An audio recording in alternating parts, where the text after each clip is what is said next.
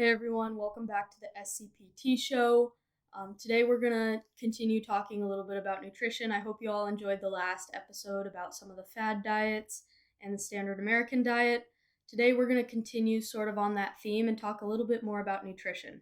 So today's topic is why just eat less is not good nutrition advice. Earlier this week I put out a TikTok, my usual Thursday coffee talk features, where I talked about how to spot fitness influencers and why fitness influencers aren't always the ones you should exclusively get your advice from on the internet. And one thing that I said is a red flag of spotting a fitness influencer, in conjunction with lots of other red flags, is somebody whose nutritional advice consists of just eat less. So this part of the video got a lot of comments,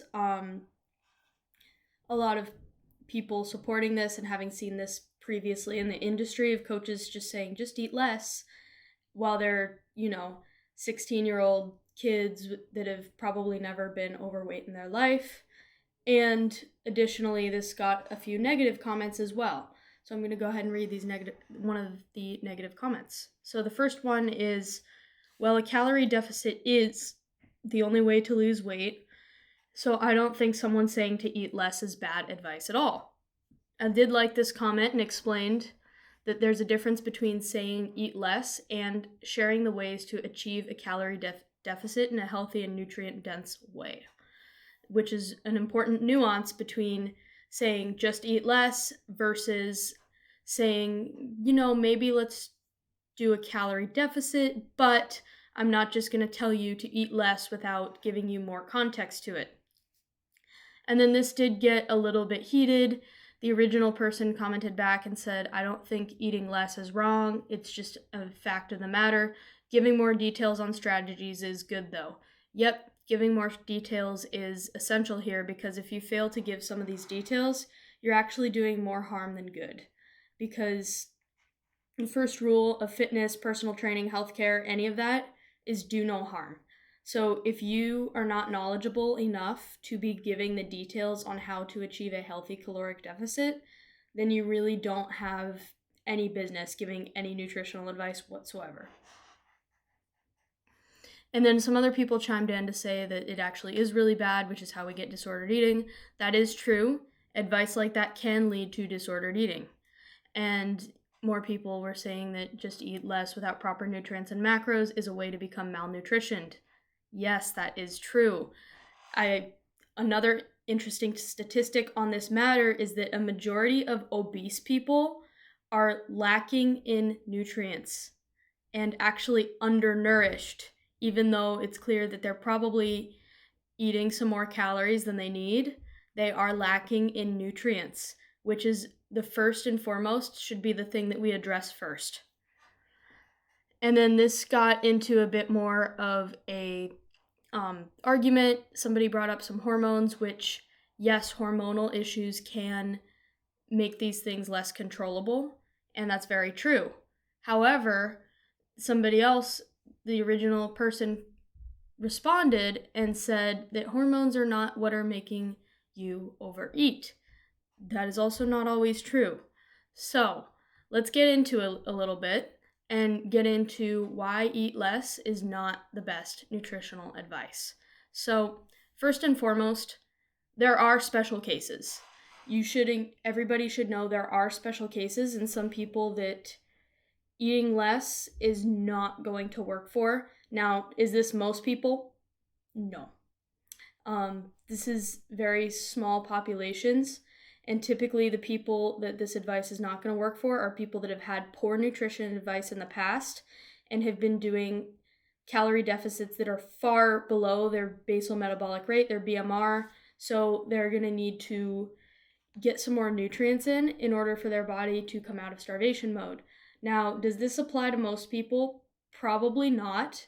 But there are some people that this applies to. There are also hormonal imbalances that you should know about, where eating less is not the only thing that needs to happen in order for weight loss to happen. And there are also other cases where it's a lot more complicated than that. I'm not talking about these 1% cases, 1 to 5% cases.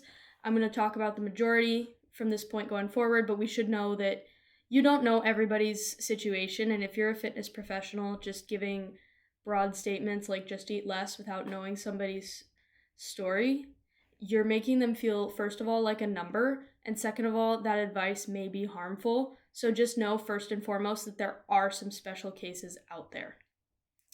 So next, another reason why that is not great advice is because nutrition advice is just like bedside manners for doctors. So being a personal trainer and a fitness professional is a healthcare profession, and there's no if way about it. Now, I wish that fitness professionals, personal trainers, registered dietitians, I wish that we were referred on the same level as doctors were, and I hope that someday we will be, as a form of preventative care, so that we don't have to be going in for quite so many heart surgeries, things like that can be avoided by nutrition. However, in order for our profession to advance, we have to start to learn some of the formalities of other healthcare professionals, and that includes bedside manner. So in this case, food is a very sensitive topic, and saying the wrong things, and even the right thing in the wrong way, is not a good thing. When you're actually working with clients, shaming them or telling them to just eat less or telling them that they shove too much food down their throat is not going to be a successful strategy to change. Now, there may be some clients that like that approach, and that's fine. They can go hire the fitness influencers, but most people do not want that approach. You need to be a lot more careful about it, and if I had a client that needs to, achieve a caloric deficit, this is the way I would go about it. We're just going to use Bob as an example. Hey, Bob, how are you doing today? Good, I'd like to lose some weight. Okay, Bob, first things first, do you know how much you're eating? No, I've never really tracked calories. Okay, so why don't we go ahead and start doing that based on your activity level and your body weight? Let's try and get you under 24,000 calories a day to start, okay? All right. See, that's a lot better of a conversation than just eat less or don't put that food in your face hole. Don't be that guy.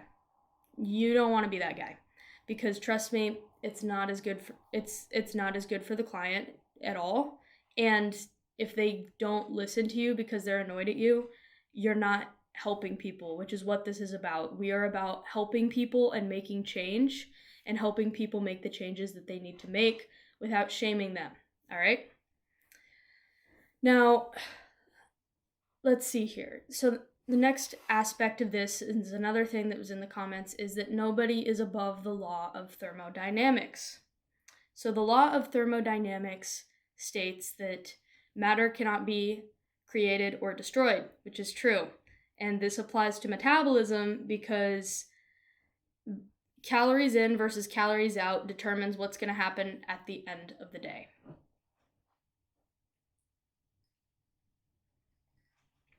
So, let's say you burn 2,000 calories, you eat 2,000 calories.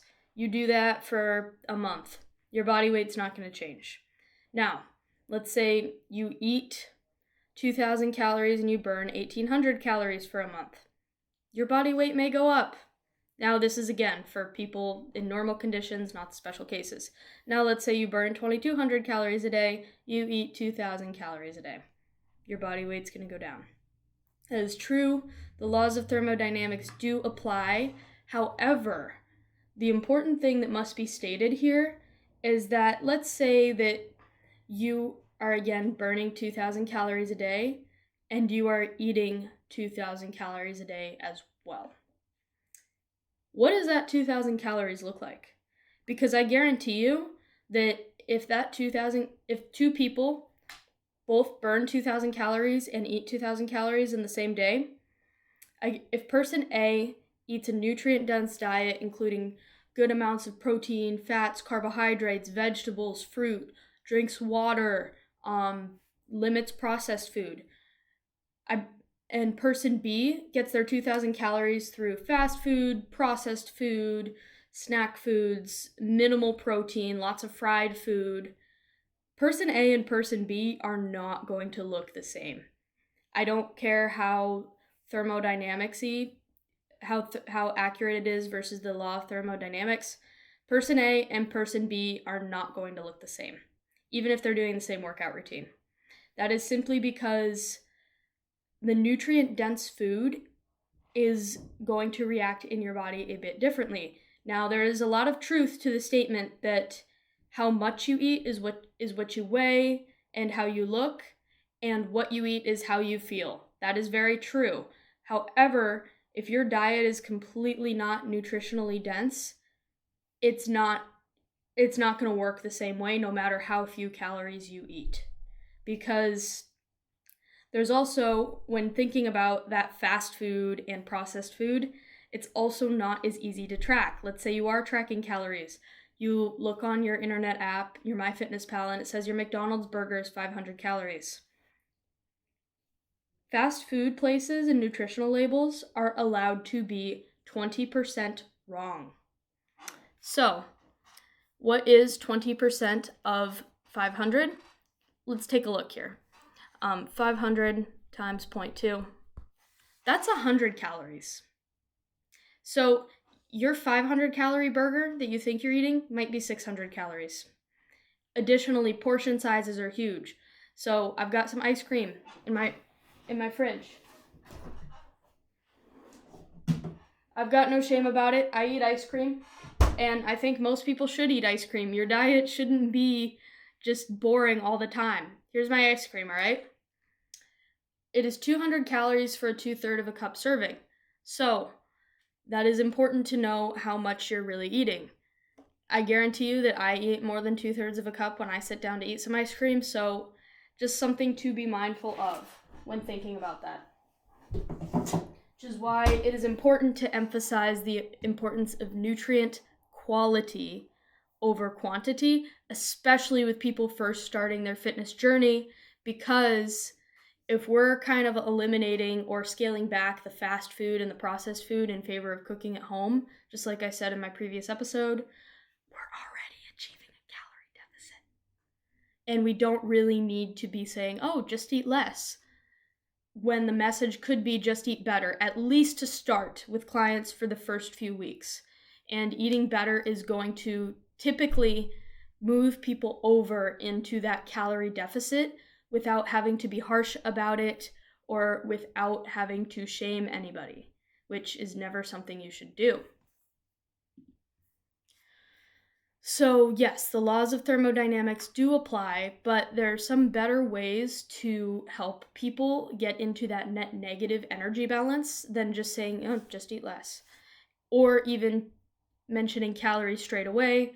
Just cooking at home more and things like that are going to have a huge impact on that and help people kind of get into those healthier habits, get a more nutritionally dense diet, and feel better, which in turn is going to make sustaining a calorie deficit easier in the long term. Now, let's do another hypothetical here. Let's say that somebody that wants to lose some weight is scrolling through TikTok and they see some influencer Beachbody guy say, oh, just eat less. And they're like, I'm going to try that. Which, by the way, that's not new information to anybody.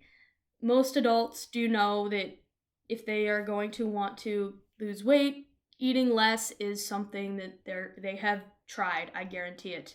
Nobody that has wanted to lose weight has not tried eating less. I guarantee it. Because it's common knowledge.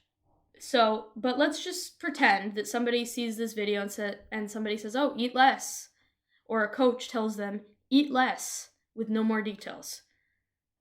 And a client that doesn't have a background in fitness and nutrition might not do that right. So, let's say we've got Joe. Joe's a client. He eats a salad for lunch every day.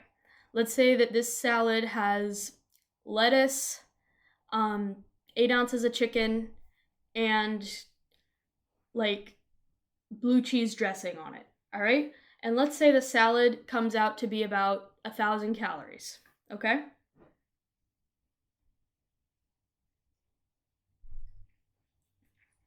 So Joe hasn't been tracking his calories before. He also doesn't probably track accurately, which is a whole other can of worms that we can get into. But let's say that Joe has his salad and he's like, I'm eating less, I'm being healthy. But then he sees this video and is like, eat less. So he decides to go on his phone and go onto MyFitnessPal. He's going to look up lettuce and notice that lettuce is 7 calories and be like, oh, good, that's good. Then he's going to look up chicken and notice that the chicken is a lot more calories, around 300 to 400 calories. And he's going to go like, uh-oh. And then he's going to look at the blue cheese dressing, which, again, portion sizes. On MyFitnessPal, blue cheese dressing is listed in a 1 tablespoon increment. I'm going to look this up right now, just so that I can have accurate numbers of what MyFitnessPal tells me. Blue cheese dressing.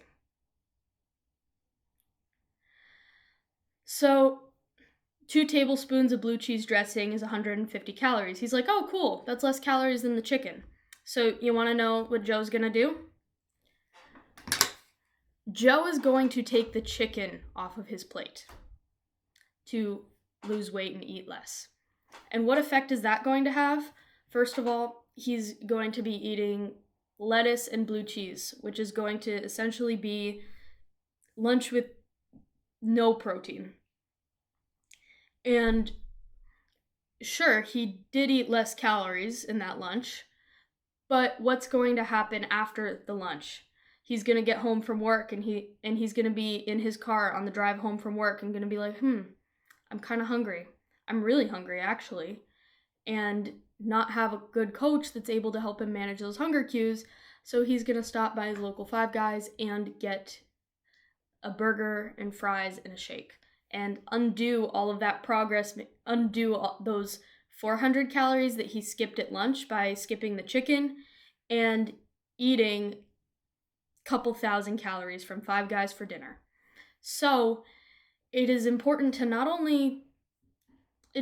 give more details than that, because if Joe had a good coach would have told him, hey, if this is a place that you're looking to reduce some calories, let's keep the chicken on our plate, or maybe even add a little bit more, and let's pull back on the blue cheese dressing. Use about half as much as you usually use.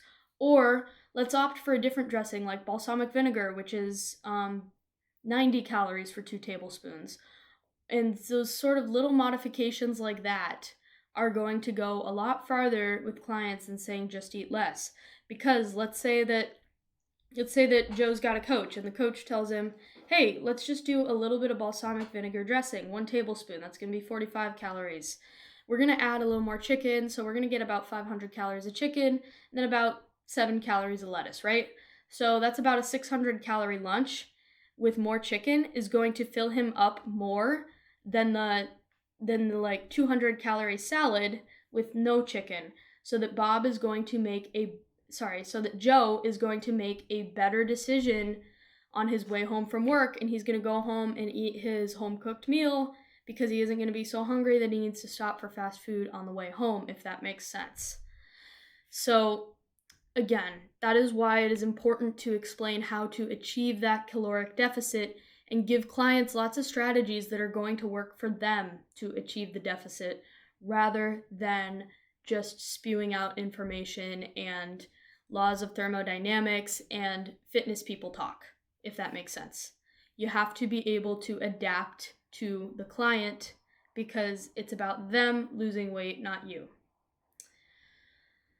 So at the end of the day, we need to be very careful with what we say, because saying the wrong thing can do a lot of harm. And again, back to it, the first rule of fitness is do no harm.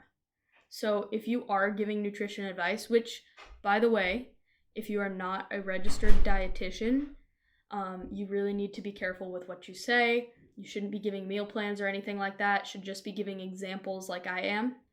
And it is very important that while you may be able to understand things on fitness TikTok like the laws of thermodynamics, calorie deficit, calories in, calories out, it's very important to go about that in a professional way, such as by telling clients to be in a caloric deficit rather than to eat less. And then when you do tell them that, it is important to emphasize how that is done rather than just do it, because you want your clients taking a protein first approach, which makes them more successful and makes the diet more sustainable. You want to make sure that clients are eating nutritious foods that are going to fill their body up with the essential vitamins, minerals, and nutrients that are needed to sustain this weight loss long term, and creating healthier habits around dieting and caloric deficits and things like that.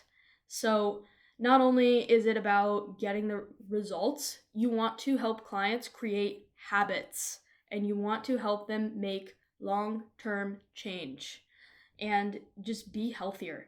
Because again, the point of this industry isn't for us all to have beach bodies, it is for health. It is the health and fitness industry. So it is important to put health first and help people take a different approach. Now, if you are tired of hearing the Beachbody gym bros tell you to just eat less, I might be the coach for you, because it's important to see beyond just the numbers, and it is important to see the person and their situation and understand them. So that is going to be it for today's episode of the SCPT Show, and I just want to leave you with this, in that be kind to people and do your research. So be kind when talking to people, particularly about food and their bodies. And second of all, do your research. Do your research on why it is important to make the correct nutritional recommendations, and do your research on why it is important to recommend things like protein and nutritionally dense diets to clients trying to lose weight. So definitely, be kind, be informed, and do no harm. Signing off. Have a great day.